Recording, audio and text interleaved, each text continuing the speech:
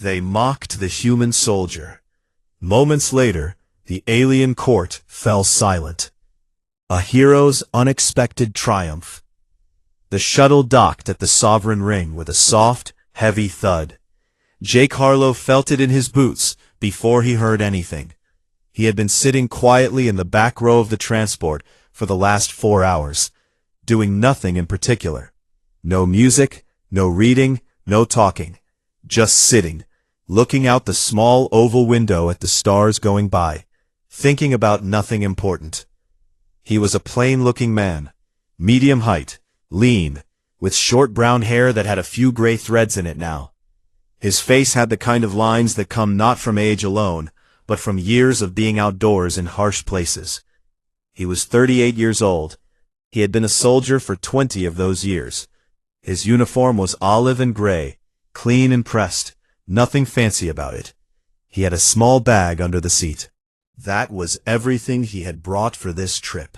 Across the narrow aisle, Ambassador Claire Dawson had not looked up from her datapad in over an hour. She was reading, typing, reading again. She was a tall woman with sharp eyes and a calm face.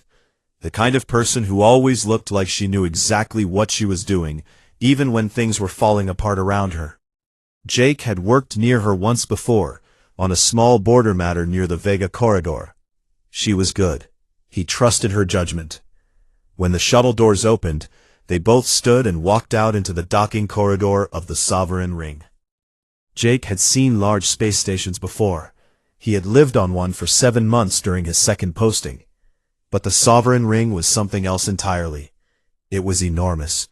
It sat in high orbit above a pale blue gas giant, and the inside of the station was so wide and tall that Jake had to stop for a moment just to take it in. Delegates from dozens of different worlds were moving through the corridor in every direction. Some of them were shapes and sizes that Jake had no easy word for. He had met a few alien species before, briefly, during his years on the patrol routes, but never this many in one place, all at once, all going somewhere with purpose.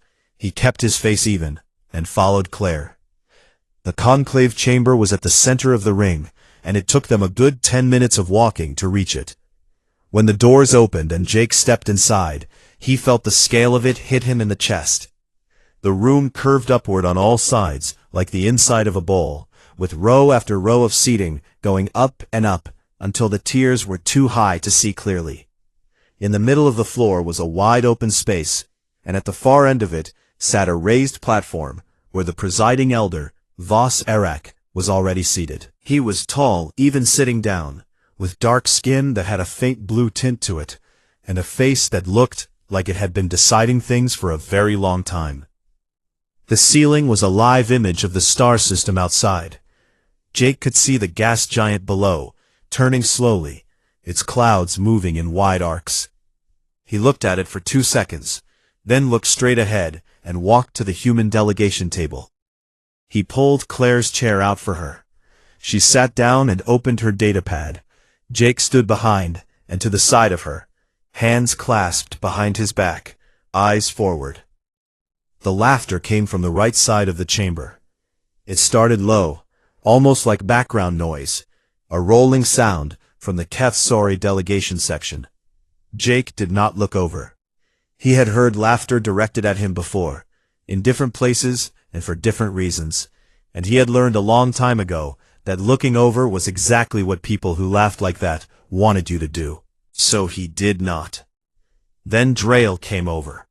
Drail was the HFY War captain, and he was built the way something gets built when a species has been going to war for 10,000 years.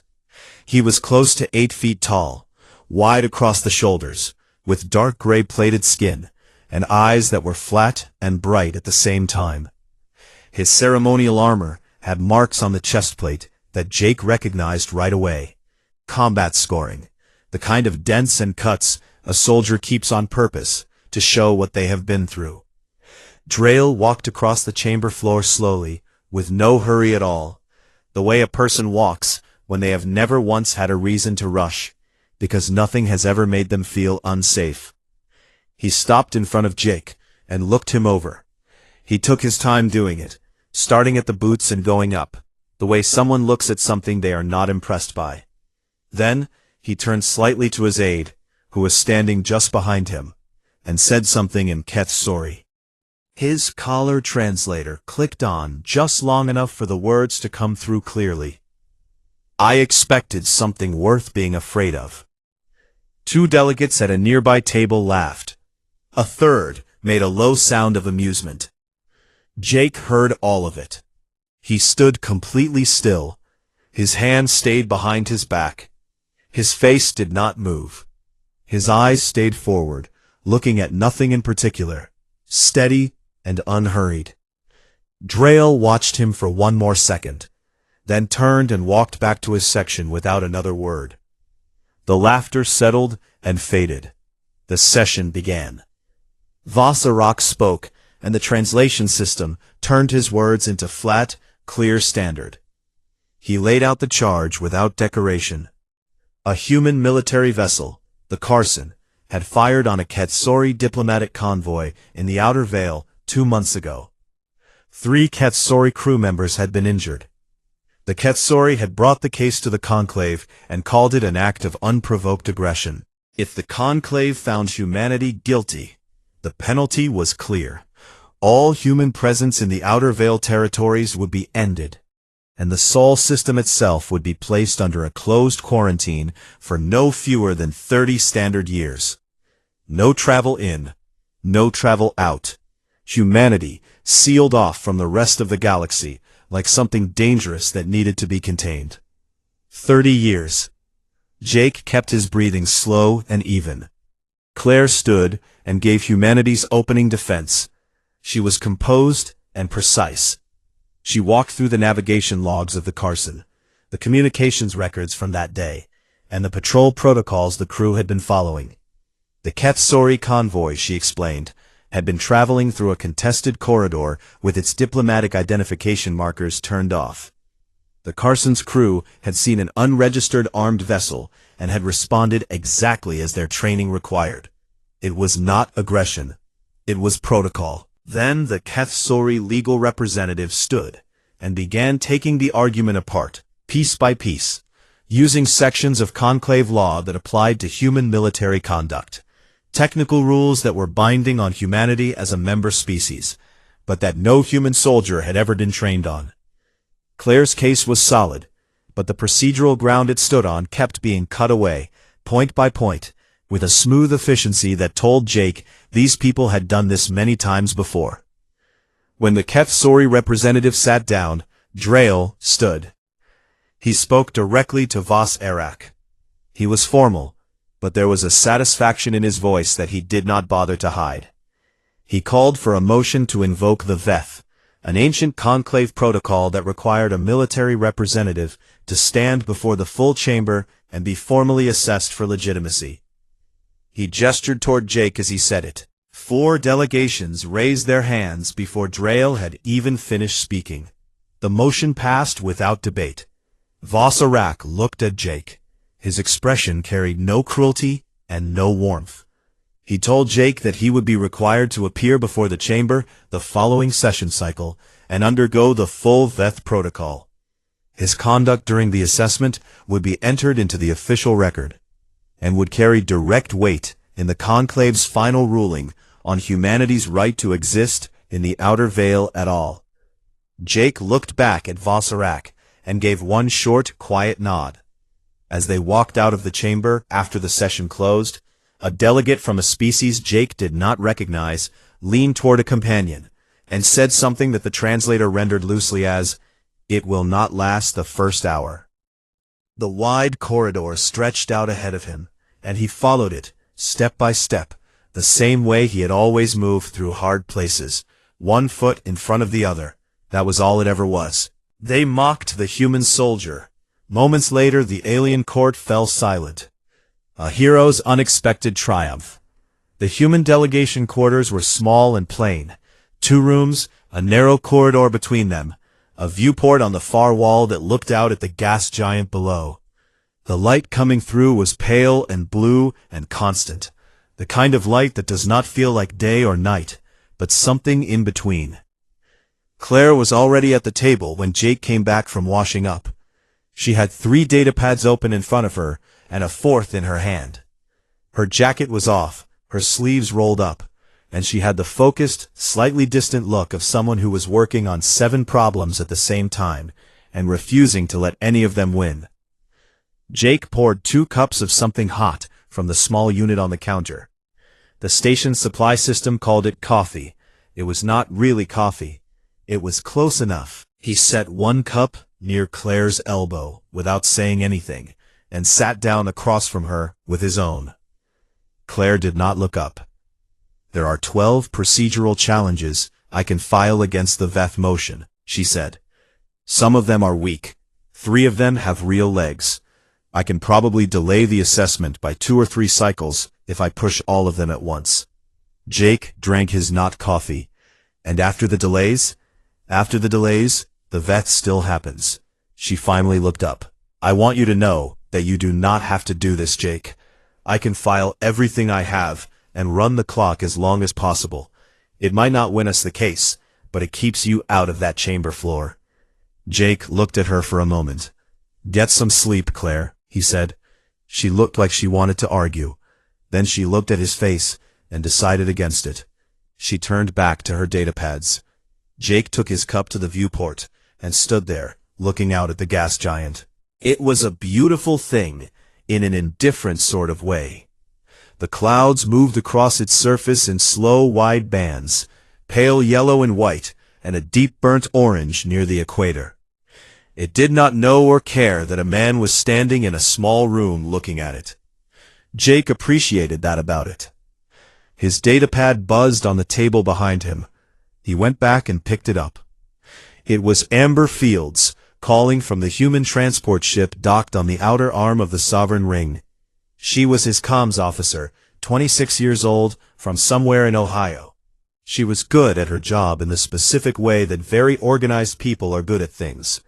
She kept track of everything and forgot nothing, and always had the information ready before you knew you needed it. Her face on the screen looked tired but alert. "I pulled everything I could find on the VEF protocol," she said without a greeting, which Jake respected. General Pierce reviewed it too. "There is no clean legal way to refuse the motion. If you decline or forfeit, the Conclave rules it an automatic concession on humanity's military standing. That gives them everything they need to push through the quarantine without even finishing the trial." "Walk me through what the VEF actually involves," Jake said. Amber looked down at her notes. She had actual handwritten notes on paper, which Jake had noticed before and thought was sensible. Screens could fail. Paper did not. It was originally a combat assessment used centuries ago to decide if a military representative could speak on behalf of their species in conclave military matters, she said. Over time it changed. Now it has 3 phases. The first is a knowledge assessment.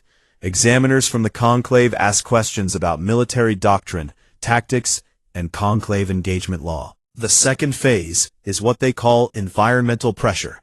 The chamber uses sensory technology to create physical and psychological stress in the subject. Heat, sound frequencies, visual interference. It is designed to trigger fear responses. She paused. The third phase is a direct physical challenge from the opposing party's military representative. "Drail," Jake said. "Drail," Amber confirmed. "The goal of the whole thing is to determine if the subject breaks. If you lose composure at any point, if you panic, if you plead, if you walk off the floor, the conclave records it as a failed assessment. That goes into the ruling as evidence that humanity's military presence in the outer veil is illegitimate." Claire had stopped typing. She was listening now, though she did not turn around. "Who designed the specific configuration for this session?" Jake asked. Amber's expression shifted just slightly. Drail requested the maximum severity setting. "It has not been used in the VEF in decades. The last species that faced it at that level..." She stopped. "What happened to them?" "Their representative left the floor in the second phase. The conclave ruled against them the same day. They lost their outer territory rights entirely." She looked at him through the screen. Jake, the sensory array in that chamber can generate stimuli that are calibrated to a specific species' neurological profile. They have human data. They will know exactly what frequencies and temperatures hit hardest. Jake nodded slowly. He was not surprised. Anything else? Amber hesitated. There is one more thing. Drayle invoked an old addendum to the VETH called the recounting. It requires the chamber to project the subject's most significant personal loss record during the assessment. They use it as a psychological anchor, something to break the subject's focus at the worst possible moment. They accessed the human military personnel database through the Conclave's legal discovery process. They have your service record, Jake. All of it. The room was quiet for a moment. Jake knew what was in his service record. He did not need to think about what they would choose to show. He already knew. 7 years ago, on a ridge in the Martian frontier, his unit had been cut off from the main line during a raid that went wrong. There had been 8 of them. He was the only one walking when the relief team arrived. He had never talked about it much. He had written his report, attended the formal review, and gone back to work. But the faces of those 7 soldiers were in him the way a scar is in skin. Not always visible, but always there. He looked out the viewport again at the gas giant for a moment. Then he looked back at Amber. Get some rest when you can. He ended the call. Claire turned around in her chair and looked at him. She did not say anything. She was good at knowing when words were not the right tool. Jake sat down, leaned back in his chair, and stared at the ceiling for a while. He thought about the 7 names. He thought about the ridge. He thought about the moment the relief team had appeared over the crest of the hill, and he had stood up from behind the rock he had been using for cover, and they had looked at him like they could not believe what they were seeing. He had not felt like a hero then. He had felt tired and cold and very glad it was over. He thought about what Drayle had said in the chamber, something worth being afraid of. He turned the phrase over in his mind, without anger, just looking at it plainly. After a while he got up, folded his jacket over the back of the chair, and lay down on the narrow bunk in the side room. He was asleep within 4 minutes.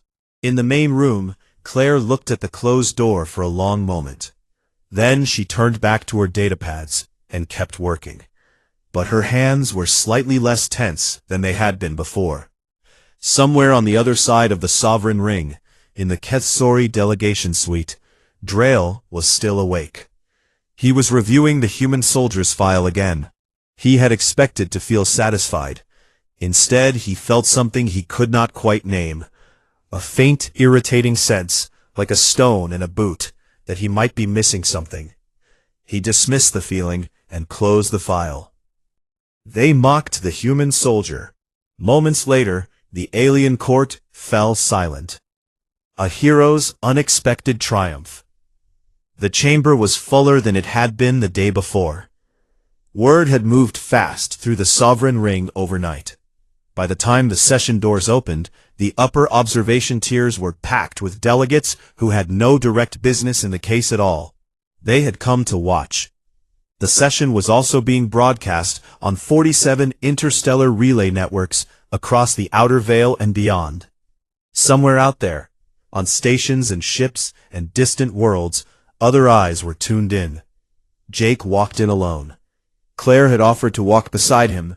He had told her to take her seat at the delegation table. She had looked at him for a moment with the kind of expression that had a lot behind it. And then she had done what he asked. He walked across the wide chamber floor to the center, where a single marked position had been set out. A circle of dim light on the stone-gray floor, about 2 meters across.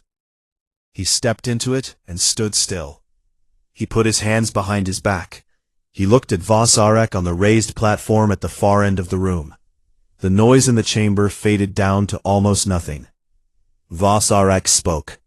He announced formally that the VETH had begun and that the record was open. His voice was even and unhurried, the voice of someone who had presided over many things and expected to preside over many more. He nodded to the panel of conclave examiners seated to the left of the main platform. The first examiner stood.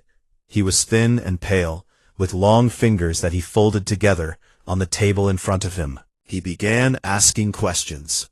The questions came quickly and without pause between them. Military positioning theory, supply line logic under hostile contact, decision-making frameworks when communication with command is lost, interstellar engagement protocols under the Conclave's Unified Defense Charter, response hierarchy when a diplomatic vessel enters a contested corridor without active identification markers. Jake answered everything he knew directly and without decoration. When a question referenced a piece of conclave doctrine he had not been trained on, he said so plainly, and then he explained the equivalent approach used in human military protocol. He did not pretend. He did not fill silence with words that meant nothing. He just answered. On the third question about conclave engagement law, his human equivalent was not just similar to the conclave standard. It was faster and required fewer resources to execute. The first examiner paused for just a moment before writing something down. A delegate in the second tier leaned over and said something quietly to the one beside him. Drayle, seated at the Kethsori table to the right, was watching Jake with his arms crossed and his face unreadable.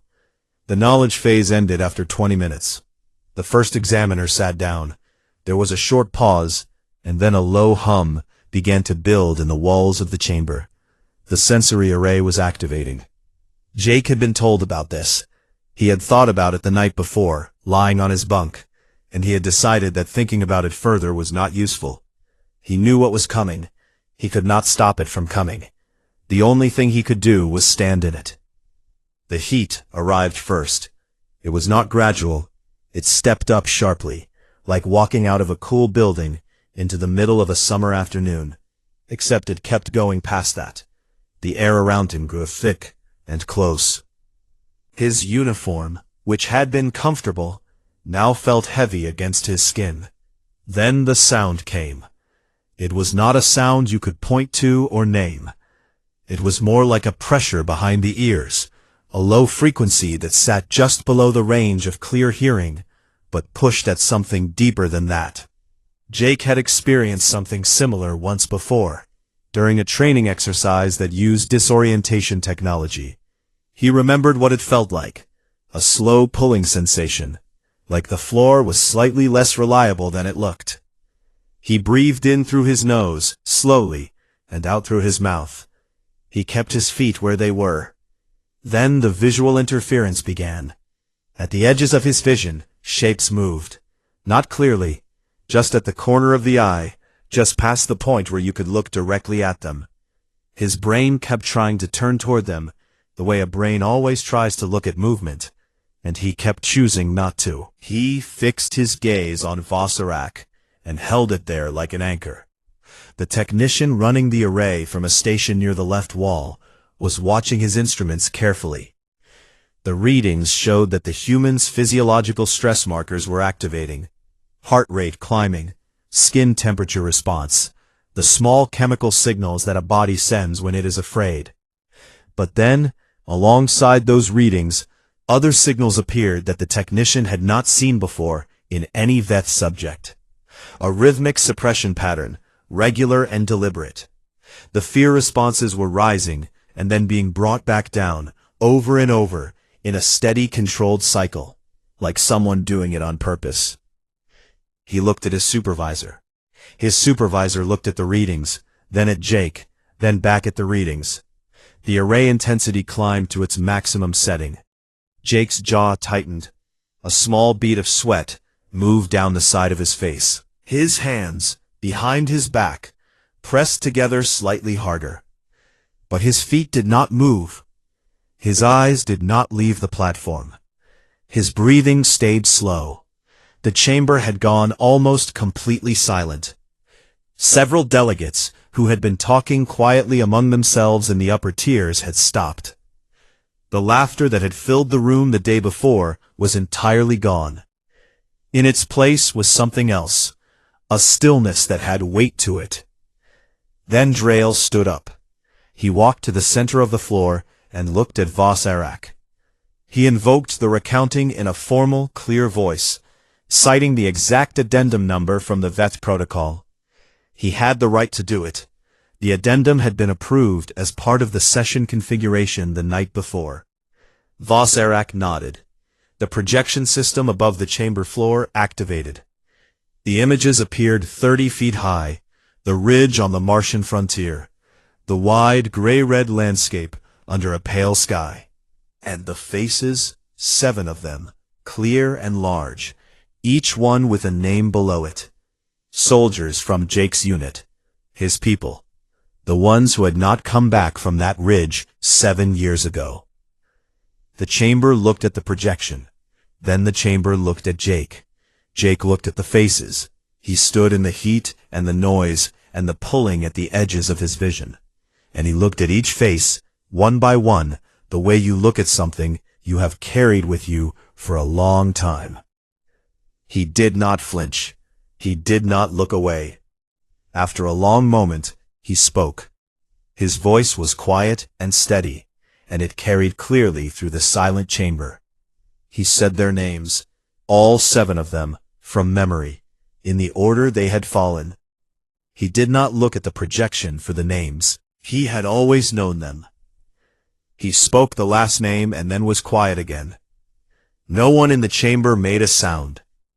Drayle stood very still at the edge of the circle of light, and for the first time since he had walked into the Sovereign Ring, there was something uncertain in his posture, something he had not expected, and was not sure what to do with. Several delegates in the upper tiers looked away from the projection before Jake did. The chamber was not laughing anymore. They mocked the human soldier. Moments later, the alien court fell silent. A hero's unexpected triumph. The projection faded slowly. The 7 faces dissolved into nothing, and the chamber ceiling returned to its image of the stars outside. The heat from the sensory array was still present, the low frequencies still pressing at the edges of sound. But somehow it all felt smaller now than it had a few minutes ago, like it had lost the argument it was trying to make. Vos Arak raised one hand, and the array shut down. The heat left the air in seconds. The pressure behind the ears stopped. The shapes at the edges of vision disappeared. What remained was just the chamber, just the silence, and Jake standing in the circle of light, with sweat on his face, and his hands still clasped behind his back. Drayle stepped forward. He moved to the edge of the marked circle, and stopped just outside it, looking at Jake from a distance of about 4 feet. Up close, in the full light of the chamber floor, he was even larger than he looked from across the room. The combat scoring on his chest plate was deep and numerous. He had been in many fights, and he had walked away from all of them. That was not nothing. Jake recognized it and gave it the respect it deserved, privately, without expression. Drayle looked at him for a long moment. Then he spoke to Vos Arak, invoking the 3rd phase of the VETH, the physical challenge. His voice was formal and correct, but something in it had changed slightly from the day before. The easy satisfaction was gone. What replaced it was harder to name. Vos Arak confirmed the phase was open. He reminded the chamber that the challenge was to be non-lethal, conducted within the marked floor space, and concluded either by the challenger calling it complete or the subject leaving the circle. If Jake stepped out of the circle, the phase ended against him. Under the VETH rules, the subject could not call the challenge off themselves. Only the challenger could end it. Jake rolled his neck once, slowly. He moved his hands from behind his back and let them rest at his sides. He looked at Drayle and waited. Drayle came in fast. He was not slow for his size, which was the first thing Jake registered. He closed the distance in less than a second, and led with a driving push aimed at Jake's chest. Not a killing blow, but the kind of impact that was meant to send someone off their feet and out of the circle in one move. Simple, efficient, a fast end to something he considered already decided. Jake turned his body sideways at the last moment. Not a full dodge. Drail's forearm still caught him across the left shoulder and spun him half around. Jake used the spin rather than fighting it, letting it carry him into a low stance facing Drail's side. He reset his feet in under 2 seconds. A few delegates in the upper tiers stirred. Drail turned and looked at him. There was no readable emotion on his face, but there was a recalibration happening behind his eyes, quick and quiet. The same thing that happens in any experienced fighter when the first move does not end things the way it was supposed to. He came in again, this time lower, going for Jake's legs. Jake stepped into it rather than back, which was not what Drail expected. He got a hand on Drail's shoulder plate and used the angle to redirect rather than absorb, guiding the momentum sideways. He did not have the strength to throw Drail. He did not try to. What he did instead was make Drail's own force work against his balance for just one step. Drail caught himself easily, but it cost him a second to do it. The chamber was completely still. They moved back and forth across the circle over the next 3 minutes. Drail was faster. Drail hit harder. Twice he landed blows that landed clean, a strike across Jake's ribs, and a heavy hit to his right shoulder that made his arm go briefly numb. Each time, Jake absorbed it, adjusted, and kept moving. He did not go looking for a decisive hit. He did not try to win by force. He just kept making Drail work for every inch, kept adjusting, kept finding the one extra step that turned each push into something less than a finish. He was fighting the way someone fights when they have been in enough hard places to know that the goal is not to win fast. The goal is to still be standing when the other person runs out of certainty. Then Drail landed the big one. It came from the right, a full-force strike that caught Jake across the upper chest and sent him back 3 steps before his legs gave. He went down on one knee. His right hand went to the floor to catch himself. His head dropped for a moment. The chamber held its breath. Claire, in the observation gallery, had both hands pressed flat on the railing in front of her. Amber Fields, watching on the comms feed from the transport ship, had stopped breathing entirely. In a relay room on Earth, General Nathan Pierce sat forward in his chair and said nothing. Jake knelt on the floor for 3 seconds. He looked at the gray stone beneath his hand. He saw the ridge again, just for a moment. Not the projection, not the image the conclave had shown, but the real thing. The one in his memory. The cold ground. The silence after. The moment he had put his hand down and pushed himself up and kept going because there was nothing else to do and no one else to do it. He put his hand flat on the floor. He pushed. He stood up. He turned and faced Drail and set his feet, and looked at him with the same expression he had worn all morning. Not angry, not afraid, not performing anything for the room. Just present, and ready, and not done. Drail did not move. He stood where he was, and he looked at Jake Harlow, and something moved across his face that had nothing to do with victory or defeat. It was older than that. It was the thing that one fighter sees in another when they finally understand what they are actually looking at. Not a rating, not a comparison, just recognition, plain and honest, and impossible to fake. He was breathing harder than Jake was.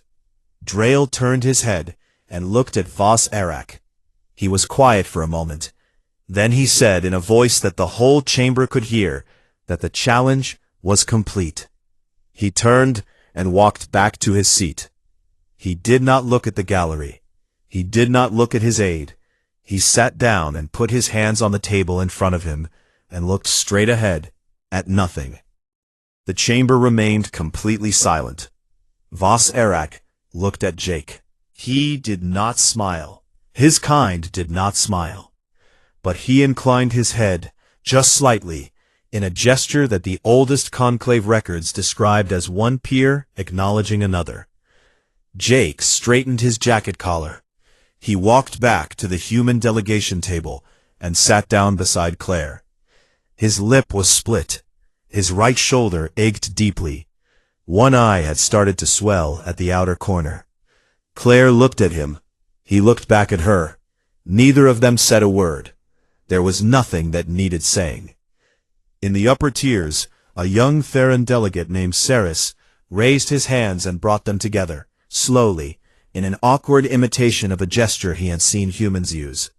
It made almost no sound, but one delegate near him did the same.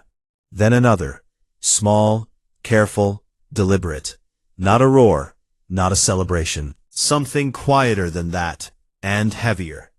The conclave had come in that morning, expecting to watch something break. It had watched something else entirely. They mocked the human soldier. Moments later, the alien court fell silent. A hero's unexpected triumph.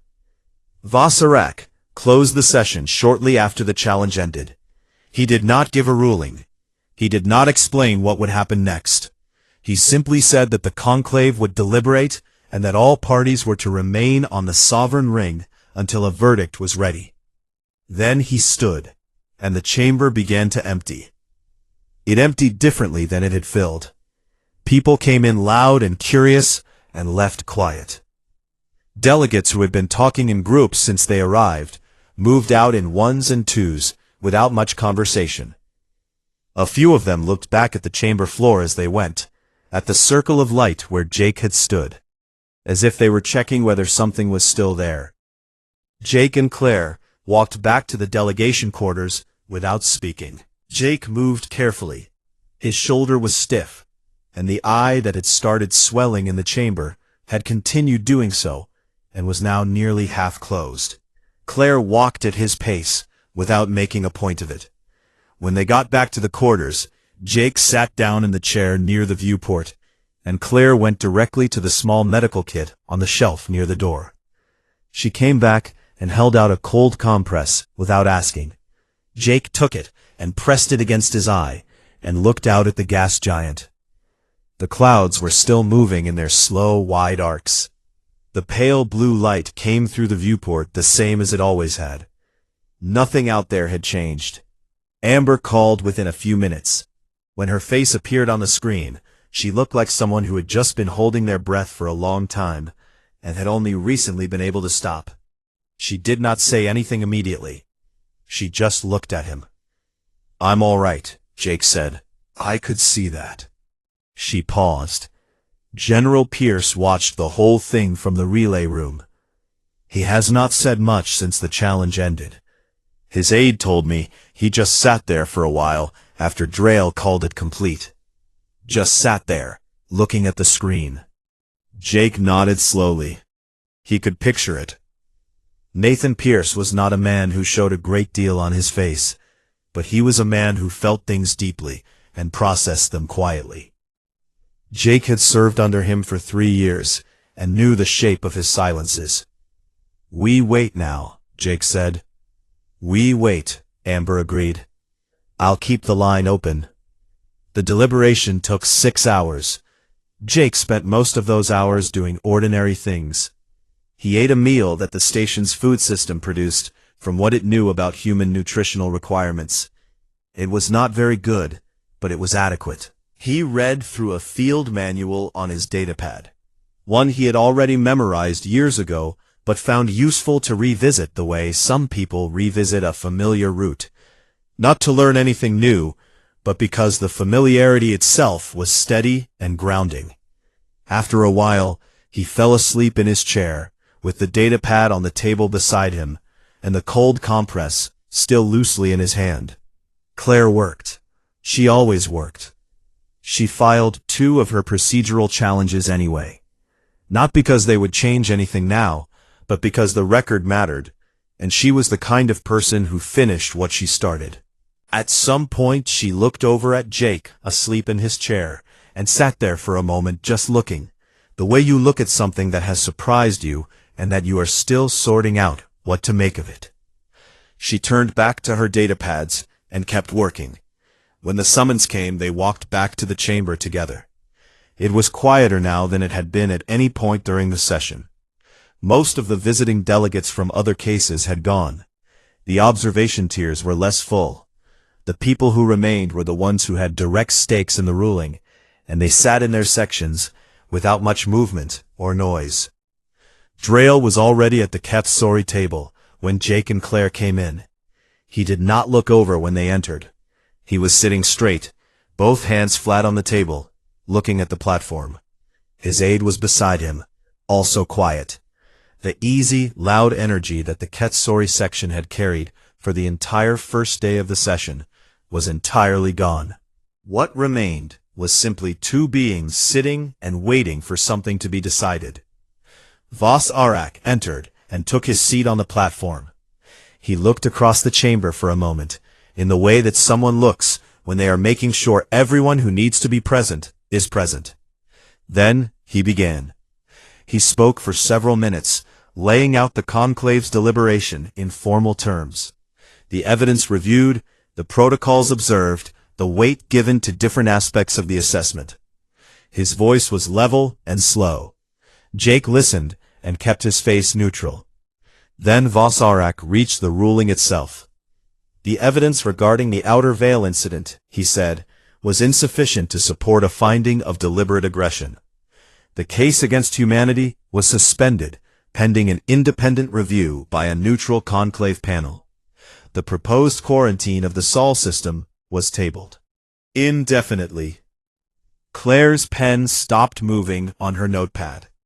Then Vos Arak said the second part.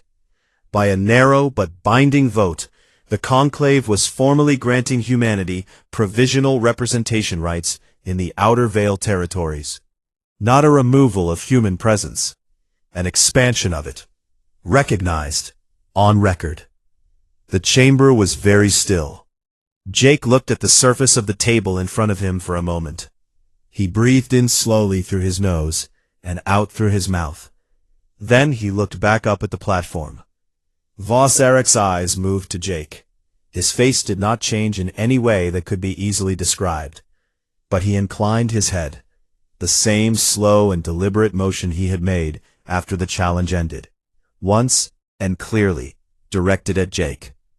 Then he looked away and closed the session record. Drayle left before the formal closing was complete. He stood, said something brief to his aide, and walked out through the side corridor without looking at the human delegation table. He filed no protest. He spoke to none of the other delegates on his way out. He was simply gone. Jake thought about that for a moment and decided it was its own kind of statement. Not every acknowledgement comes with words. In the corridor outside the chamber, as Jake and Claire were making their way toward the docking arm, a voice called out from behind them. They both turned. It was Saris, the young Theron delegate from the observation gallery, the one who had started the quiet clapping after the challenge ended. He was smaller than Jake, pale green, with large dark eyes, and a slightly formal way of holding himself that suggested he was still young enough to be nervous about how he came across. He walked up to them and stopped. He extended his hand toward Jake in an imitation of a human handshake. It was slightly off. The angle of the wrist was not quite right, and he held his fingers too straight. But the intention was unmistakable and genuine. Jake shook his hand. Saris said, in careful standard that had clearly been practiced, that he was glad humanity did not break. He said it simply, with no extra words around it, the way someone says a thing they actually mean. Jake told him he appreciated that. He did. They stood together for a moment in the corridor, side by side, looking out a wide viewport at the stars beyond the outer arm of the Sovereign Ring. The outer veil stretched out there, in the distance, a river of light and dark, deep and wide and not finished being explored by anyone. Then they went their separate ways. Jake walked back to the transport ship alone. He was stiff, and his eyes still ached, and he was tired in the way that goes into the bones. But he walked at his normal pace, steady and unhurried, through the wide corridors of the Sovereign Ring, past delegates from 100 different worlds, going about 100 different things. None of them laughed. When he got back to the ship, Amber was waiting at the docking hatch. She looked at him, and then looked away quickly at something on the wall that did not need looking at, which was her way of managing the fact that she was more relieved than she wanted to show. Jake pretended not to notice, which was his way of being kind about it. He went to his bunk, sat down, and pulled off his boots. He looked at the floor for a moment. He thought about the 7 names. He thought about the ridge. He thought about a circle of light on a gray floor, and what it felt like to put your hand down and push. He lay back and looked at the ceiling of the small room. Outside, the stars did not care what any court had decided. They were just there, the same as they had always been, burning quietly at the edge of everything. But tonight, at least, the path between them and home was still open. That was enough.